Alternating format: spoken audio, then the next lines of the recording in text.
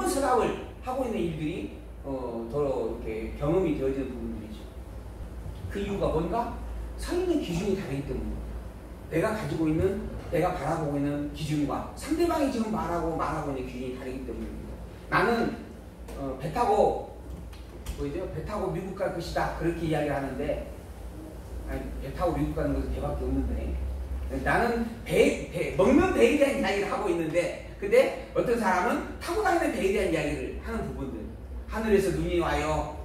그런데 어떤 사람은 이게 눈이 하늘에서 내려오는 눈이 아닌 다른 개념으로 이렇게 그것을 쓰여지는, 그걸 우리가 이제 동명이어라 그러나요? 동문서답. 동문서답이라고 표현하나요? 아니, 한 단어에 다른 뜻을 가지고 있다. 어쨌든 같은 말을 쓰고 있지만 전혀 다르다라고 하는 겁니다. 하나님이라고 하는 이름을 같이 우리가 이야기하고 있지만 그가 믿는 하나님과 내가 믿는 하나님이 전혀 다르다라고 하는 거예요. 이런 경우들이 너무 많습니다. 기독교는 다 똑같은 거 아닌가? 교회랑 다 똑같은 거 아닌가? 근데 달라요. 다르다 보니까는 요 바로 위에는 순복음교회라고 이름을 붙이고 있고, 우리는 예수교회 장로교회라고 이름을 붙이고 있고, 이러한 부분들의 차이가 있음을 스스로 인정을 하는 거죠.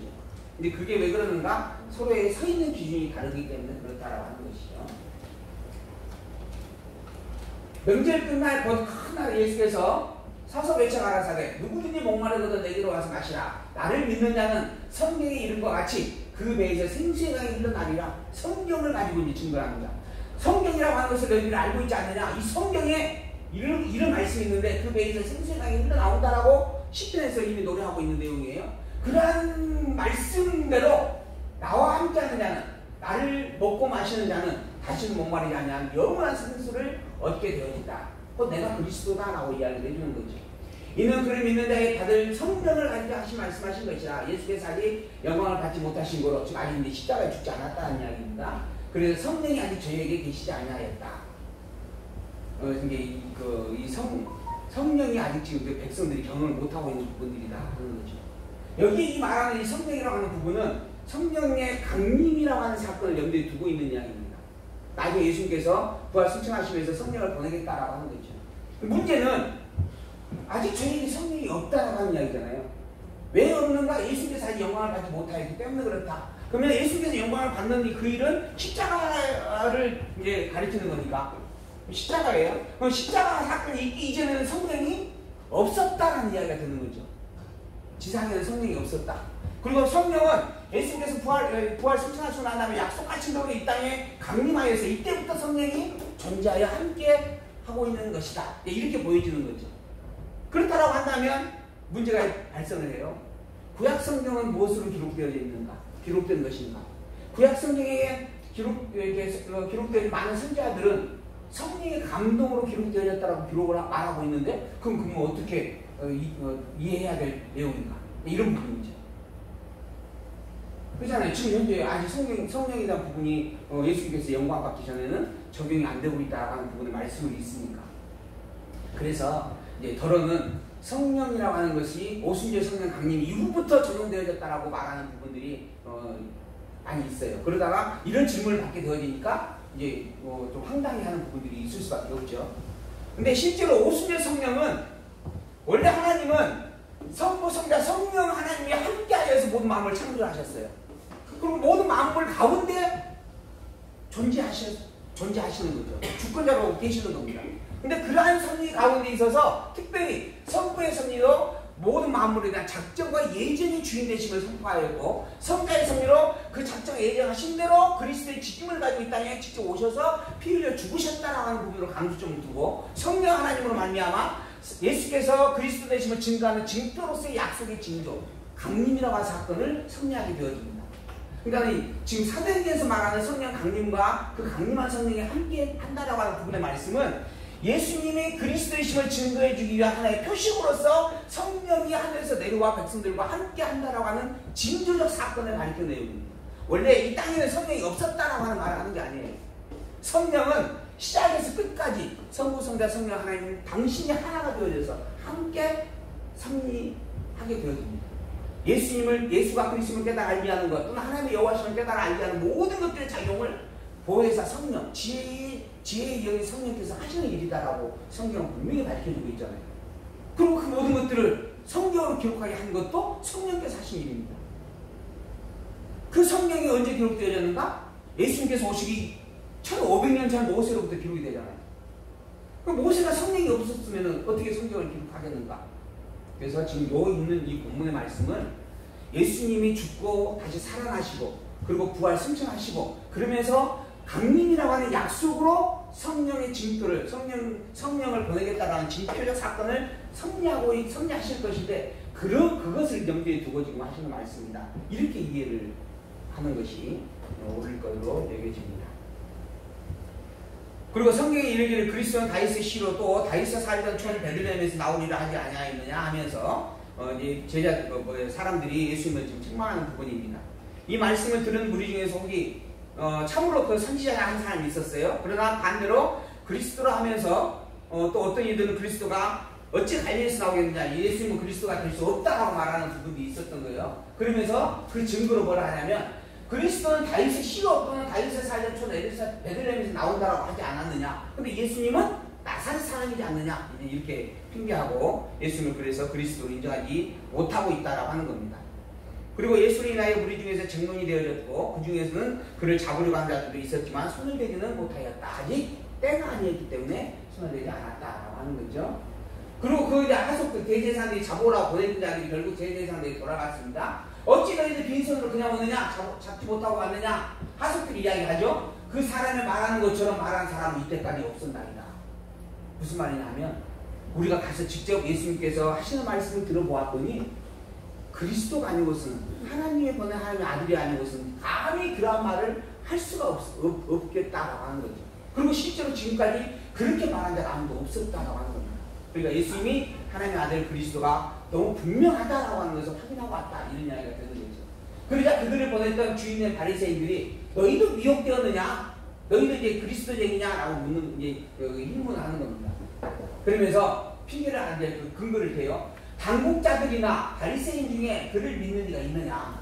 당국자라고 하는 것은 나름대로는 나라의 행정관을 가리키는 겁니다. 나름대로는 직분이 있는 똑똑한 사람들이에요. 근데 그런 똑똑한 사람들, 사회에 앞서 있는 사람들이나 또는 바리새인들, 즉 율법을 잘 알고 있는 사람들 중에 누구라도 예수가 그리스도라고 믿는 사람이 있더냐? 이게 그들의 신앙의 판단 기준점입니다. 예수님께서 행하신 그 일이 정말 하나님의 능력으로 되어진 일이 아니냐라고 하는 것을 판단의 기준점으로 둔 게 아니고 사람들이 그걸 인정하느냐 인정하지 않느냐, 많은 사람들이 인정하지 않는다면 그건 틀렸다 이렇게 말하겠다라는 거지. 우리가 성경만이 유일한 기준이라고 하는 말을 왜 자꾸 강조하냐면 이런 경우들이 너무 많기 때문에 그런 겁니다.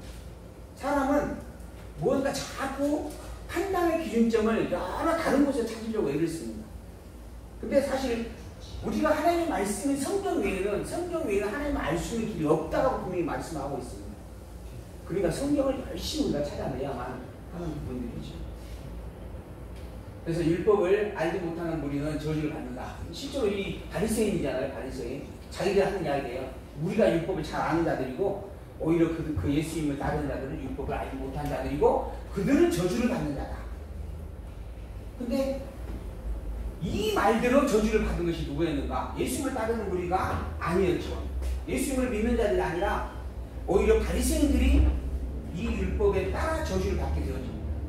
바꿔 말하면 바리새인들이 스스로 우리는 율법을 가장 잘 아는 자들이고 우리는 율법대로 잘 믿고 섬기는 자들이다라고 자부하고 있는데 그래서 오히려 그걸로 저주를 선포하고 있는 거예요. 예수를 믿는 자들이 오히려 저주를 받을 것이라고 선포를 하고 있는 거죠. 근데 그렇게 알고 믿었던 그 율법이 잘못된 것이었다라고 하는 겁니다. 근데 우리는 그러한 착각을 해요. 내가 하는 게 너무 분명하다. 우리의 주장도 그럴 수 있어요. 다른 사람들이 보기에 당신들이 말하는 것이 정말인지 아닌지 어떻게 알 수 있느냐. 우리가 말하는 것이 또 우리는 옳다라고 믿는다. 그래서 다 각자 신앙의 고백을 하고 사는 거죠. 그래서 이제 기준점이 중요한 겁니다. 무엇을 보면 기준점에 두고 이게 옳은지 저게 옳은지 분별해야 되는가. 오직 하나님의 말씀 성경밖에 없어요. 그리고 성경의 내용에 가장 합당한 주장이 어떤 것인가 나와서 판단하는 것이 유일한 방법입니다. 성경은 창세기부터 요한계시록까지 모든 내용들을 우리가 항상 살피고 숙지하고자 하는 이유가 거기에 있어요. 그리고 그 성경이 단 하나의 주제와 목적을 가진 진리의 통일성을 가지고 있느냐라고 하는 거죠. 진리의 통일성. 그게 너무 중요한 핵심이에요. 왜 이렇게 학문적으로 자꾸 논리성을 따져 묻느냐라고 이야기하시는 분들이 들어있어요. 근데 그것만이 유일한 방법이기 때문에 그래요. 우리가 성경의 옳음을 규명할 수 있는 유일한 방법이에요.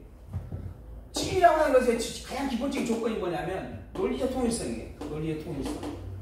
과연 모든 말들이, 모든 시작에서 끝까지 모든 내용이 단 하나의 주제와 목적으로 규명되고 있느냐라고 하는 거예요. 서론에서는 나는 A를 주장하겠다, 나는 A가 맞다라고 여긴다라고 이야기했다가 여차여차 많은 내용을 보니까 A가 아니고 B가 맞네? 라고 결론을 맺었다면 그러면 이것은 논문도 인정될 수 없는 잘못된 겁니다. 내가 A라고 하는 것이 맞다. 왜 맞는가? 여차여차 많은 결론을 검증을 해보니까 A라고 하는 결론이 떨어졌다. 그래서 A가 맞다라고 말할 수밖에 없는 것이다. 라고 이야기하는 것이 논문이에요. 그리고 그 부분이 진리성을 가졌다라고 인정을 받게 되어지는 겁니다. 이러한 것처럼 시작에서 끝까지 모든 내용이 하나의 분명한 목적을 향해서 규명되어질 수 있어야 된다는 겁니다. 또 하나의 조건이 있다면 이 모든 게 실제적 사실 속에서 입증이 되느냐라고 하는 거예요. 사실적 증거를 바탕에 놓고 그것이 하나의 분명한 주제를 규명해낸다면 이걸 우리는 진리라고 인정해 줄 수 있다라고 하는 거죠. 성경을 논할 때도 마찬가지입니다. 그래서 우리가 성경을 항상 시작에서 끝까지 과연 구속이라고 하는 기준점을 가지고 구속이라고 하는 주제를 가지고 성경 창세기 계시록까지 보게 되어지면 과연 성경 전체가 규명되어지느냐? 규명이 안 돼요. 구속이란 말 그대로 뭐냐면 하나님께서는 이 인간을 창조했어요. 창조하면서 모든 것이 다 보기 좋았다라고 했어요. 다 선한 것이다라고 하는 거예요. 근데 선한 것에 느닷없이 악이 들어왔어요. 악이 들어가지고 인간이 이 선을 잃어버리고 악한 존재가 되어졌어요. 이걸 하나님께서 너무 안타까워해서 다시 구원의 섭리를 계획하시고 구원을 베풀어 주셨다. 그 구원자가 바로 누구다? 그리스도다. 그러니 이 악한 너희들이여 그리스도인 예수를 믿어야만 구원을 얻는다. 이게 구속사의 기준입니다. 기본 내용이에요. 근데 늘 이야기하잖아요. 이 악한 내가 악함으로 말미암아 그리스도 예수를 믿지 아니하면 나의 구원은 영원히 이루어질 수 없는 거죠. 그러면 구원의 주권자는 주권성은 누구에게 있는가? 하나님께서 내가 구원해 주겠다라고 마음을 먹었는데도 불구하고 내가 안 믿겠어 해버리면은 과연 그 구원은 어떻게 되는 것인가? 구원 받을 수가 없어요. 내가 안 믿었는데. 그럼 구원을 이루는 최종적 결정적 힘은 누구에게 있는가? 인간에게 있게 되는 거예요. 인간이 하나님과 더 힘이 세요. 하나님께서는 구원받을 수 있게끔 동화줄을 내려주었는데 이놈의 동화줄을 인간이 잡아야만 구원을 내릴 건데 그 동화줄을 내려주었는데 인간이 안 잡아. 그러면 누가 애달아요? 하나님이 애달아. 왜? 자기가 이 동화줄 내리기까지 수고한 것이 있는데 자기라고 하면 좀 그렇고 당신께서 구원의 동화줄을 내리기까지 애씀이 있는데 애씀의 결과가 없게 되는 거잖아요. 그렇게 인간과 하나님이 대등한 관계로 존재해버리는 거예요. 이런 섭리 속에서 무슨 하나님 우리가 창조주라고 이야기할 수 있겠는가? 앞뒤가 너무 안 맞는 문제제기를 받을 수밖에 없다고 하는 겁니다. 더더구나 인간의 모든 것들을 다 예정하셨다라고 그러셨는데 예정이라고 하는 것은 선택과 유기라고 하는 두 가지 가닥으로 구별되어져 있다라고 하는 것이 성경에서 이야기하고 있는 내용들인데 그건 불택자가 예수 믿는다고 해서 구원을 받을 수 있는가? 택자인데 하나님께 택해 오셨는데 예수 안 믿으면 결국은 그건 불택자가 되는 것인가? 이것도 해결이 안 돼요. 그러니까 이건 논리가 없다. 논리를 충족시키지 못하는구나. 그래서 우리가 구속사의 한계다라고 표현하는 거예요. 이러한 것처럼 이러한 내용의 주장이 옳은지 그른지를 분별할 수 있는 유일한 기준이 뭔가? 통일된 논리입니다. 창세기에서부터 시작하고 요한계시록까지 모든 내용을 규명해낼 수 있는 그리고 그것을 하나의 주제와 하나의 목적으로 설명해낼 수 있는 그것만이 유일한 진리의 표본이다라고 하는 거죠. 결국 율법을 알지 못하였다라고 그들은 예수님을 믿는 자들 비난하였지만은 오히려 정작 자기 자신들이 율법을 알지 못하는 자였다라고 분명하게 우리 성경을 통해서 확인을 해봅니다. 그러고 나서 소요가 일어났을 때 니고데모가 하는 말이죠. 우리 율법은 사람의 말을 듣고 그 행한 것을 알기 전에 판단하느냐, 우리가 임의적으로 판단하는 것이 잘못된 건 아니냐, 나중에 그 결과를 두고 보자 하면서 이제 소요를 가라앉게 하는 부분들이죠. 오늘 본문 우리가 7장 본문까지 봤고요. 오늘 8장, 9장, 10장에서 11장까지의 본문이 세상의 참빛과 그 다음에 세상의 주인 되신다는 증거의 말씀들이 계속 기록이 되어집니다. 본문을 계속 봐가시면서 본문 속에서 우리가 지금까지 성경을 통해서 확인하였던 그러한 내용들과 성경이 말하고 있는 내용들이 과연 같은 내용인가? 아니면은 내가 알고 있는 것과 성경의 본문이 말하고 있는 내용이 혹시 서로 다른가? 이런 것들을 좀 비교해서 살펴보시길 소망하는 마음으로 제가 본문을 계속해서 확인을 해드립니다.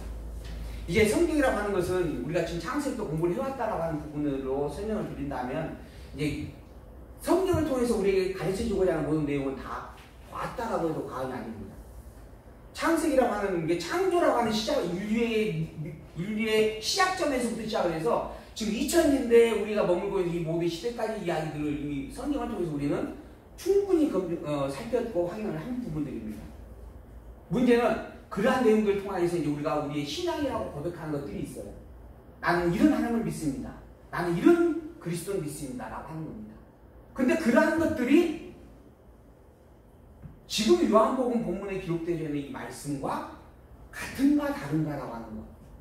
이걸 최종적으로 눈으로 보고 확인할 수 있는 그러한 시간이 되어졌으면 하는 바람으로 제가 지금 계속 요한복음을 자세하게 풀어서 설명을 해드리고 있는 겁니다. 본문을 시간 내셔서 꼭 읽어보시고, 그리고 난 다음에 그 본문에 준해서 내가 아는 신앙이 아니라 성경이 말해주는 신앙으로 붙게 해석하는 우리 광희망교회와 성도님들에게 소망을 합니다. 내가 아는 신앙은 그것은 계시 신앙이 아닙니다. 또한 내가 아는 신앙이 정답일 수는 없습니다. 우리가 찾는 정답은, 우리가 가지고 있는 정답은 오직 성경밖에 없습니다. 그리고 단 성경대로 알고 성경대로 믿는 그 신앙만이 진정한 참된 진리의 신앙이다라고 하는 것, 이걸 분명하게 기억하시고 그 깊이를 새겨볼 수 있는 우리가 되기를 소망하면서 오늘 말씀을 마치도록 하겠습니다.